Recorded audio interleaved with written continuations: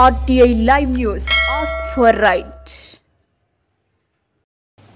నమస్తే RTI Live News కి స్వాగతం. నా పేరు యశ్వంత్.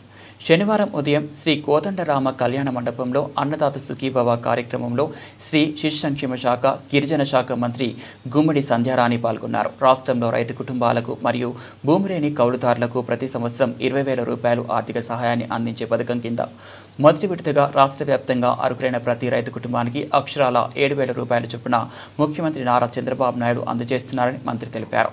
ఈ కార్యక్రమానికి DCCB చైర్మన్ కిమిడి నాగార్జున, మాజీ ఎమ్మెల్యే బంజ్దేవ్, జిల్లా కలెక్టర్, సాలూరు నియోజకవర్గం AMC చైర్మన్ ముక్కి సూర్యనారాయణ, సాలూరు వ్యవసాయ అధికారి కె శిరీష, ఇతర ప్రజాప్రతినిధులు, అధికారులు, రైతులు భారీ సంఖ్యలో పాల్గొన్నారు.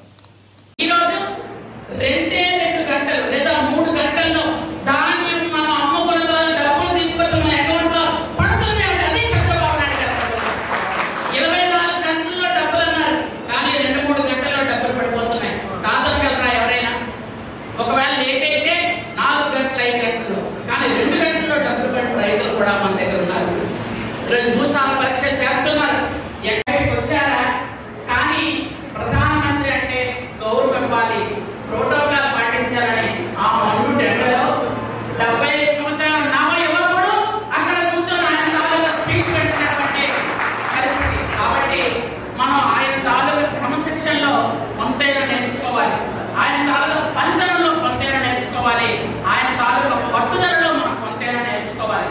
ఈరోజు అక్కడ చూసారు కదా అందరూ కూడా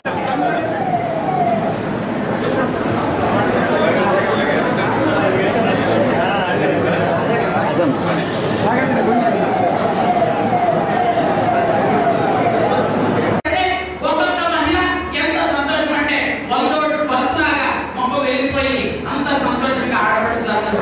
అందులో రైతులు ఎక్కువ ఉంటున్నారని మీ అందరికి కూడా తెలియజేస్తున్నా. దాంట్లో ఆ మహిళా తల్లులు 2,000 రూపాయలు స్కూల్కి డొనేషన్ గా ఇస్తున్నారు. అంటే స్కూల్లో మా పిల్లల చదువుల కోసం, మా పిల్లల భవిష్యత్తు కోసం, మా పిల్లల చదువుతున్న స్కూల్ అభివృద్ధి కోసం అని వాళ్ళు నిలిపిస్తున్నటువంటి భయం. ఎందుకంటే ఇవన్నీ నిన్ననే మనం చూసుకున్నాం. పోలీస్ కానిస్టేబుల్స్ నిన్ననే ఏర్పాటు తీశారు. మెగా డిఎస్సి 16,500 పోస్టులు తీశారు. 1 సంవత్సర కాలంలో జరుగుతున్నటువంటి అభివృద్ధి అంతా అది మన జిల్లాలోనే అతి ఎక్కువ మన సాలూరు నియోజకవర్గంలో వెళ్తాయని నేను అనుకుంటున్నాను. ఎందుకంటే ఆల్రెడీ 4 MROలను పిలిచి మాట్లాడి చేయడం జరిగింది. కాబట్టి ఇంకా ఈ ఆగస్టు 15 ఎవరికైనా పట్టాలు రాని కదా మీ గ్రామాల్లో ఉన్నటువంటి రైతులు కానీ పెద్దలు కానీ కనుక్కొని మా దృష్టిలో పెడితే మళ్ళీ మేము మాట్లాడి చేయిస్తాం. ఇది నిరంతర ప్రక్రియ, ఇది ఆగిపోవడం కాదు. కాబట్టి అందరూ